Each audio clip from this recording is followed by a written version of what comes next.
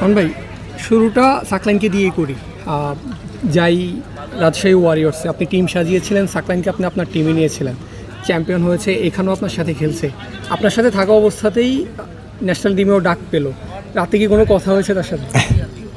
না না, রাতে আসলে তেমন কোনো কথা হয়নি। আমি নিউজটা জানার পরে স্বাভাবিকভাবে কংগ্রেস জানিয়েছি, তারপরে আমাকে থ্যাঙ্কস জানিয়েছি এটুকু। আর মাঠে আসার পরে কথা হয়েছে এবং স্বাভাবিকভাবে টিমের পক্ষ থেকে একটা ওকে উইশ করা হয়েছে, এই তো। আর বেসিক্যালি বিপিএল একটা লম্বা সময় একসঙ্গে ছিলাম এবং যখন তাকে দায়িত্ব দেওয়া হয় তার বোলিংয়ের ব্যাটিংয়ের, তার জায়গা থেকে বেস্ট পারফরমেন্স করেছে। দিন শেষে সিলেক্টররা সেটি হয়তো কনসিডারেশনে নিয়েছে এবং টি-20তে তার যে অ্যাবিলিটি আছে সেই চিন্তাভাবনা থেকে হয়তো টিম ইনক্লুড করা। 5+ স্টার রেটিং প্রাপ্ত দেশের সর্বোচ্চ বিদ্যুৎ সাশ্রয়ী ওয়ালটন এসি স্মার্ট কমফোর্ট এখন নেক্সট লেভেলে। হানান ভাই, শুধু সাকলাইন না, রিপন মণ্ডলও দলে ডাক পেয়েছে। আপনি দুজনের সাথেই কাজ করেছেন, দুজনই আপনার টিমে ছিল রাজশাহীতে। রিপন মণ্ডলকে নিয়ে কিছু যদি বলতে চান। রিপন মণ্ডলকে যেমন প্রথমে যখন 2টা ম্যাচ রিপনকে খেলানি, অনেকের মধ্যে একটা ডাউট ছিল যে আসলে রিপনকে কেন খেলাচ্ছিলাম না। তো আমাদের কিছু স্ট্র্যাটেজি থাকে আসলে, ডে ম্যাচ, নাইট ম্যাচ, দিন শেষে একটা টিম যখন রেজাল্ট করে সেখানে কিন্তু অনেকগুলো স্ট্র্যাটেজি সাজাতে হয়। তো স্বাভাবিকভাবে রিপনকে নিয়েও কিছু স্ট্র্যাটেজি সাজানো ছিল। ইভেন যদি সেই জায়গা থেকে দেখেন ফাইনালে কিন্তু রিপন খেলেনি। সো এই যে বিষয়গুলো, এগুলো কিন্তু দিন শেষে টিম রেজাল্টের জন্য চিন্তা করা হয়। বাট রিপনকে যখনই খেলানো হয়েছে তার দায়িত্বটা যেটা ছিল সেটা সে বেস্ট এফোর্ট করেছে এবং ম্যাক্সিমাম সময় সাকসেসটাও পেয়েছে। দিন শেষে রাজশাহীও সেটা রেজাল্ট পেয়েছে। সো আমার মনে হয় যে রিপন জানে কেন তাকে খেলানো হয়নি, কেন খেলানো হয়েছিল। আর তার গোলটা যেটা ছিল যে ন্যাশনাল টিমে খেলা এবং আবার ডেবুটাও হওয়া, বিকজ আমরা জানি যে ওয়েস্ট ইন্ডিজও কিন্তু তাকে ন্যাশনাল টিমে নেওয়া হয়েছিল, বাট ডেবুটা হয়নি। বাট আমি আশা করি যে এবছর হয়তো তার ডেবুটা হয়ে যাবে, এই সিরিজে হয়তো তার ডেবুটা হয়ে যাবে। সো রিপন যথেষ্ট ভালো করেছে, তার ফল হিসেবেই কিন্তু আবার ন্যাশনাল টিমে কল পেয়েছে এবং হয়তো ডেবুর অপেক্ষায়। হানান ভাই, জাতীয় দলে এখন 4জন নির্বাচক আছেন। এখন একটা সিরিজ মানে নিউজিল্যান্ডের বিপক্ষে সিরিজ, সেখানে নতুন 2জনকে সুযোগ দেওয়া হলো। একজন কোচ হিসাবে এটা কিভাবে দেখেন আপনি? কতটা ভালো দিক, মানে পিছনে যারা রয়েছে তাদের জন্য কতটা ভালো? আমি এইটার সাথে একটু অ্যাড করতে চাই ভাইয়া।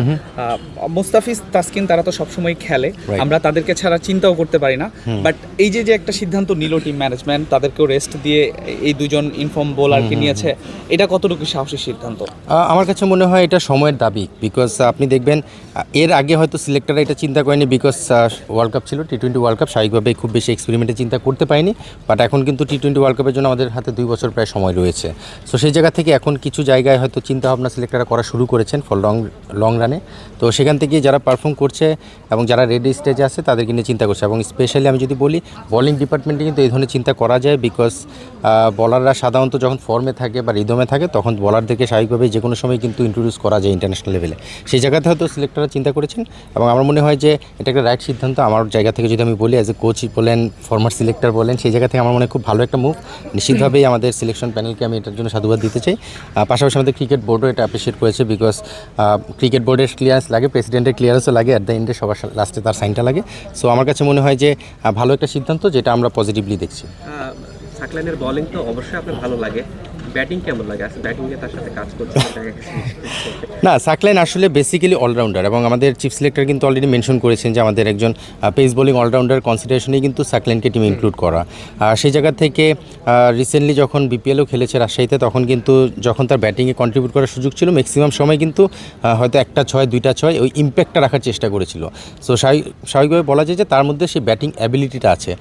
সেখান থেকে বোলিংয়ের পাশাপাশি তার এই ব্যাটিং অ্যাবিলিটিটা হয়তো টিমে কনসিডারেশনের জায়গা থেকে প্রায়োরিটি পেয়েছে। সো নিশ্চিতভাবেই তার বোলিং ভেরিয়েশন বা তার বোলিংয়ের যে অ্যাবিলিটি, সেটার সঙ্গে ব্যাটিংয়ের এই যে কিছু পাওয়ার হিটিং অ্যাবিলিটি, সেটা ইনক্লুড হয়েই কিন্তু টিমে ইনক্লুড করা।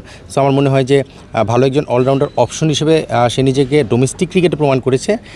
এখন আমরা অপেক্ষায় যে আসলে ইন্টারন্যাশনাল কেমন করে সেটা দেখতে হবে। ভাই, যে ব্যাপারটা আমরা এই সিরিজটাতে দেখছি যে বারবার কথা আসছে, মুস্তাফিজকে বসানো হচ্ছে, রেস্ট দেওয়া হচ্ছে, তাসকিনকে রেস্ট দেওয়া হচ্ছে। 1 বছর আগেও যদি চিন্তা করতাম হয়তো এইভাবে পসিবল হতো না। ঠিক আছে, এটা হচ্ছে, এটা নিশ্চয়ই আমাদের বাংলাদেশ ক্রিকেটের লাক্সারি এখন, যে হচ্ছে আমাদের পর্যাপ্ত প্লেয়ার থাকার কারণে আমরা আমাদের টপ নাম বা বেস্ট নামগুলোকে রেস্ট দেওয়ার সুযোগটা পাচ্ছি। এটা কিন্তু আমাদের সবচেয়ে পজিটিভ যে বিষয়টা, গত 2 বছর আপনি দেখবেন আমাদের পেস বোলিং পুলটা কিন্তু বড় হয়েছে। সেখান থেকে আমি 1 বছর আগের কথা যদি বললে হয়তো বা সিলেক্টররা তখন চিন্তা করছেন সামনে ওয়ার্ল্ড কাপ আছে, আমরা সেটার প্রিপারেশনের মধ্যে একটা বেস্ট কম্বিনেশনটা তৈরি করতে যাচ্ছি।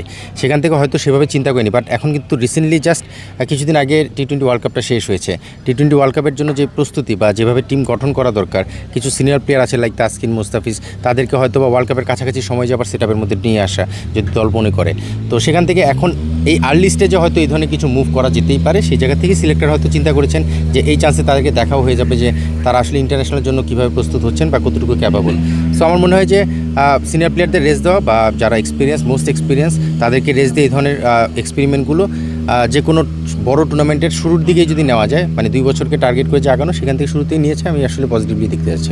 এবার আপনি একদম কোচ হানান সরকারের কাছ থেকে জানতে চাই, অনেক টিমের সাথে আপনি কাজ করেছেন, এই শুধু যদি স্পেসিফিক এই গতকালকের ঘটনাটার কথা বলি, আপনার 2026 আপনার সাথে কাজ করা সবচেয়ে বেশি 2 জন ক্রিকেটার ন্যাশনাল টিমে ডাক পেয়েছে, কোচ হিসাবে অনুভূতিটা কেমন যখন দেখেন?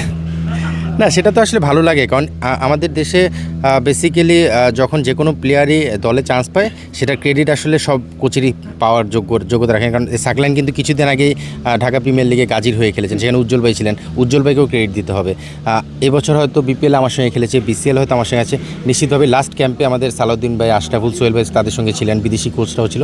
সো সব কোচরাই কিন্তু তাদের সঙ্গে কাজ করছেন। সো ক্রেডিট আসলে সবারই রয়েছে, বাট ভালো লাগার যে বিষয়টা, যেই পারফরমেন্সের কারণে আজকে দলে চান্স পেয়েছেন, সেই পারফরমেন্সটার সঙ্গে আমি খুব অতপ্রতভাবে জড়িত ছিলাম, যেহেতু বিপিএলের পারফরমেন্সটা এখানে কাউন্ট করা হয়েছে।